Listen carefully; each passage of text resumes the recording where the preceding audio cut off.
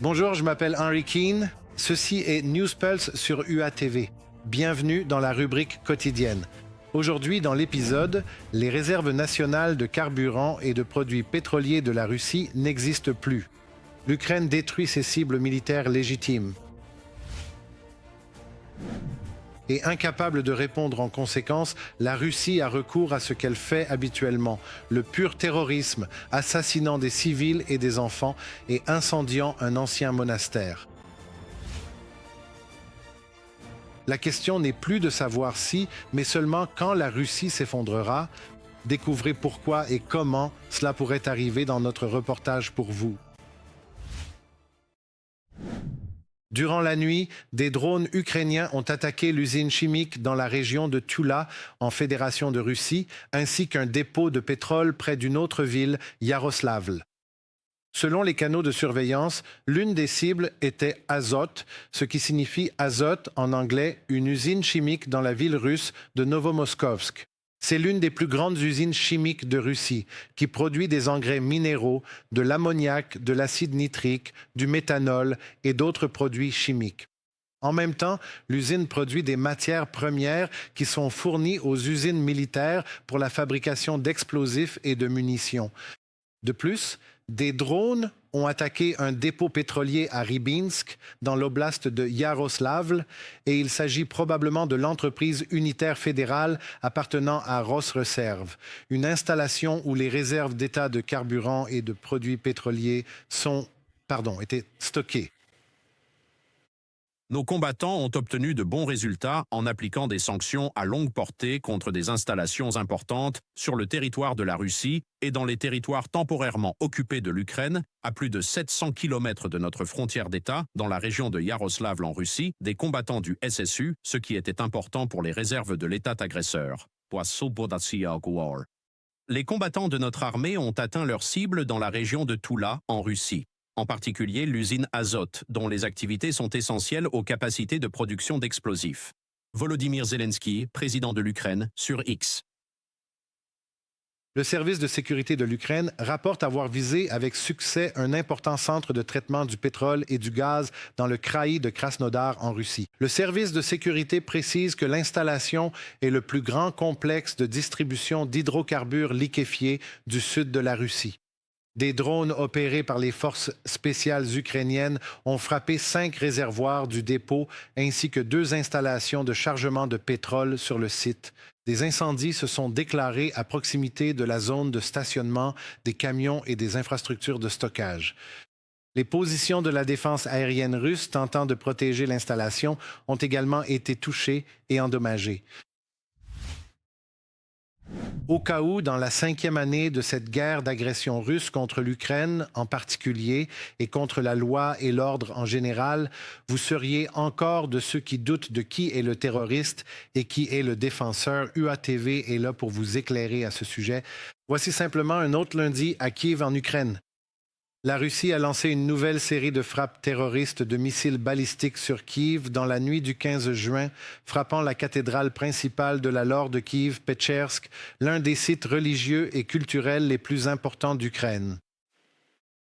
La Laure de Kiev, Pechersk, un ancien monastère labyrinthique et complexe de grottes qui abrite certains des sanctuaires et reliques les plus vénérés d'Ukraine, a été directement visé par les tirs russes, marquant la 2e frappe contre ce site depuis le début de la guerre totale menée par la Russie et seulement la 3e depuis la Seconde Guerre mondiale.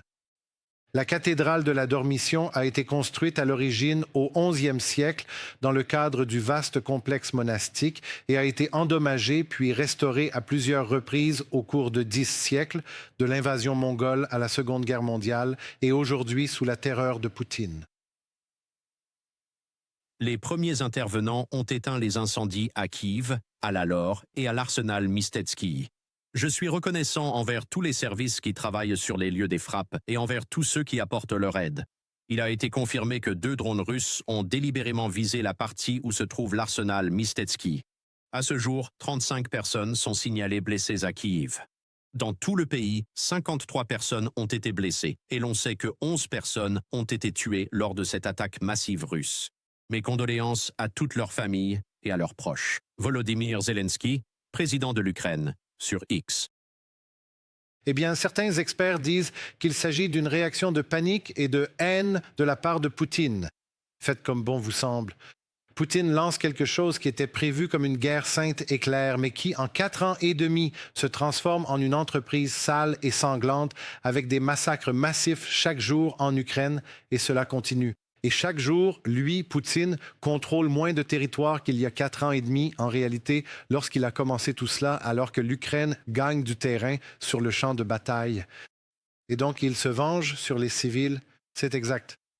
Au moins 5 personnes ont été tuées et 29 autres blessées dans la capitale, à Kiev, dont une femme enceinte et 2 enfants âgés de 5 et 6 ans. Et un fait étrange ici, chaque fois, juste avant une nouvelle vague de terreur russe, Donald Trump parle à Vladimir Poutine. Mais c'est probablement juste une coïncidence. Hier, le 14 juin, le président américain Donald Trump a eu une conversation téléphonique avec le dictateur russe Vladimir Poutine. Cependant, cette fois-ci, le président américain a également parlé au président ukrainien Volodymyr Zelensky. Le 14 juin, c'est l'anniversaire de Trump. Il a 80 ans. Aucune idée pour Poutine, mais Zelensky a qualifié sa conversation avec Donald Trump de merveilleuse. Il a dit avoir félicité le président américain pour son anniversaire et avoir discuté avec lui de nombreuses questions clés, le remerciant pour son soutien. Je cite, « J'ai informé le président des derniers développements sur le champ de bataille et de la manière dont notre position s'est renforcée. » Fin de citation. Zelensky a également écrit qu'une discussion plus détaillée aura lieu lors de la rencontre des dirigeants au sommet du G7 l'année prochaine. Puisque la terreur récente contre l'Ukraine n'a aucune valeur stratégique militaire et qu'il s'agit très probablement d'une réaction impulsive de panique et de colère de Poutine. Mais il pourrait y avoir une autre raison à cela. Zelensky a récemment révélé les taux de confiance intérieure de Poutine en Russie. On peut effectivement remettre en question cette affirmation car c'est Zelensky qui la révèle. Cela pourrait être vrai, mais la réaction de Poutine à ce sujet, en lançant des centaines de drones et de missiles sur des civils en Ukraine, ne fait que confirmer que Zelensky a raison. Nous, en Ukraine, avons également publié les dernières données des services de renseignement concernant les rapports et documents qui arrivent sur le bureau de la direction russe. Ce sont des rapports indésirables pour lui et ils ne sont même pas totalement véridiques. Les taux d'approbation de Poutine et de son parti au pouvoir sont en baisse, et de façon très visible. Cette tendance ne peut pas être inversée. Il doit le savoir. Il doit le ressentir, surtout lorsqu'il répond négativement à nos propositions de rencontres, de négociations et de véritable fin de la guerre. Ne faites pas confiance à UATV, ne faites pas confiance à Volodymyr Zelensky, ne faites pas confiance aux sondages. Peut-être faites confiance à Vyacheslav Markaev. Un député du Parti communiste russe a récemment exigé que Poutine présente un plan pour mettre fin à la guerre, reprochant au Kremlin son manque d'efficacité dans la direction. Je viens de citer. Donc Markaev a dit, je cite encore, « Le temps des illusions est révolu. Le pays est au bord d'un effondrement social et la responsabilité de cela incombera entièrement aux autorités actuelles. Si le rythme se maintient, des troubles sociaux et le chaos sont à prévoir. » Fin de citation. Certains aéroports russes avertissent de restrictions concernant le ravitaillement des avions en carburant. De tels avis ont été publiés à Makhatchkala, Mineralny Vody, Krasnodar, Astrakhan, Nijni Novgorod et dans d'autres villes. Les experts estiment que cela pourrait être le signe d'une disponibilité réduite de carburant d'aviation dans la Fédération de Russie. C'est une conséquence directe des sanctions de grande envergure imposées par l'Ukraine. À cause de celle-ci, Moscou est contrainte de réduire et de reprogrammer ses principaux événements de propagande. Plus d'informations dans le reportage qui suit. Des concessions territoriales de la part de l'Ukraine n'apporteront pas une paix durable. Elles ne feraient que donner au Kremlin l'occasion de reconstituer ses forces et de poursuivre son agression, a déclaré Christopher Coates, ancien commandant du commandement des opérations interarmées du Canada, dans une interview accordée à Ukrinform. Selon lui, la seule véritable base pour une paix durable est la victoire militaire de l'Ukraine. C'est pourquoi les frappes des forces de défense ukrainiennes contre la principale source de revenus de l'État agresseur, l'industrie pétrolière russe, revêtent une importance stratégique. Elles obligent la Russie à disperser ses ressources, à réduire ses revenus et rappellent aux Russes que la guerre a un prix. À elles seules, ces frappes ne décideront pas de l'issue de la guerre, mais elles constituent une part importante d'une stratégie plus large. Christopher Coates, commandant du commandement des opérations interarmées du Canada de 2020 à 2021, dans une interview accordée à Ukrinform. L'État agresseur est aujourd'hui plus vulnérable que jamais, estime l'analyste.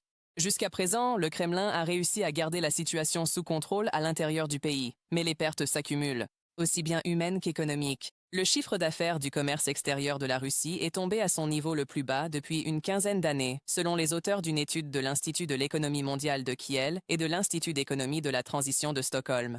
Avant l'invasion à grande échelle de l'Ukraine par la Russie, les réserves du Fonds national de richesse représentaient l'équivalent de 6,5% du PIB. En avril 2026, le volume des actifs liquides était tombé à 1,8%. Parmi la population russe, vous savez, les lunettes roses commencent un peu à tomber. Un certain mécontentement commence à émerger. Il y a même des questions posées à Poutine sur ce qui se passe réellement. Et ce n'est pas un hasard si les journalistes lui posent des questions embarrassantes. On lui a même demandé ce qu'il pensait de la baisse de sa cote de popularité, de ce qu'il ressent à ce sujet, et de la situation économique difficile en Russie. D'ailleurs, il n'a rien dit à ce sujet. Il a tout simplement évité de répondre. Par crainte d'une attaque de drones ukrainiens, le concert de la journée de la Russie a été déplacé de la place Rouge vers un centre culturel sur la place Preobrajenskaya, dans le quartier est de la capitale, pour la première fois en 23 ans. Le programme de l'événement a également été considérablement raccourci. Le concert de la journée de la Russie était l'un des principaux spectacles de propagande du Kremlin. Apparemment, le régime craignait une répétition de ce qui s'est passé lors du Forum économique international de Saint-Pétersbourg.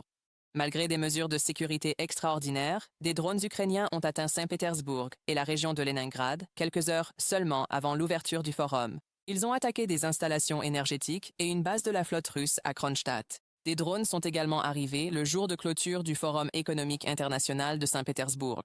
Les cibles étaient un arsenal de la marine russe et la base navale de Kronstadt. L'Ukraine coupera la Crimée occupée par la Russie du reste de la Russie. Le commandant des forces des systèmes sans pilote des forces armées ukrainiennes, Robert Brovdi, l'a promis. Les forces ukrainiennes procèdent de manière systématique à ce que l'on appelle un blocus logistique de la péninsule, coupant les routes militaires, de transport et d'énergie. Après l'attaque réussie contre les entrepôts du 15e arsenal de la marine russe, un incendie et des détonations secondaires y ont été observés. L'installation stocke des missiles et des munitions. Un incendie a également été signalé dans la zone de la base navale de Kronstadt et de l'usine maritime de Kronstadt, d'après la déclaration du service de sécurité d'Ukraine sur Telegram. Regardez les frappes quotidiennes. Elles détruisent complètement la logistique qui avait été mise en place pendant des décennies depuis le moment où la Crimée a été occupée. À présent, nos forces armées démantèlent activement tout ce système. Naturellement, cela influence la façon dont Poutine lui-même est perçu dans son propre pays.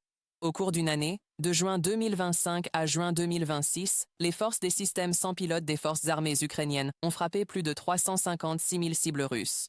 Selon le président de l'Ukraine, Volodymyr Zelensky a assuré qu'il y aurait beaucoup plus d'attaques à longue portée contre des installations militaires et stratégiques à l'arrière de la Russie. Reportage de Karina Lalayan, UATV News.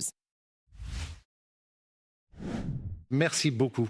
Je m'appelle Steel Henry Kim. Nous sommes Steel Eye UATV. Nous faisons cela pour vous et nous vous remercions sincèrement de passer du temps avec nous. Merci.